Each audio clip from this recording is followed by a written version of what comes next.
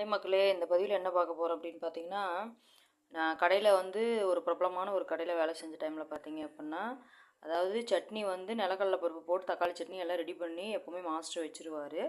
ஆனால் வந்து பார்த்தீங்க அப்படின்னா, ஒரு குறிப்பிட்ட நேரத்துக்கு அப்புறம் தக்காளி சட்னி தீர்ந்து போயிடும். மாஸ்டர் எல்லாம் கிளம்பிடுவாங்க சமைச்சு வச்சுட்டு.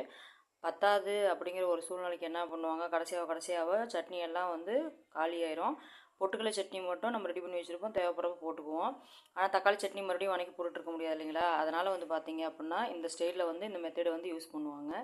இது வந்து என்ன மெத்தட் அப்படின்னு பார்த்தீங்கன்னா, நம்ம பச்சையான தக்காளியை வந்து கட் பண்ணி போட்டுக்கிறோம். அதுக்கப்புறம் பார்த்தீங்கன்னா பாருங்கள், பச்சை வெங்காயம், அப்புறம் பார்த்தீங்கன்னா வரமிளகா, அப்புறம் பார்த்தீங்கன்னா உப்பு. இது மட்டும்தாங்க இதில் மெத்தடு, வேறெல்லாம் ஒன்றுமே இல்லை.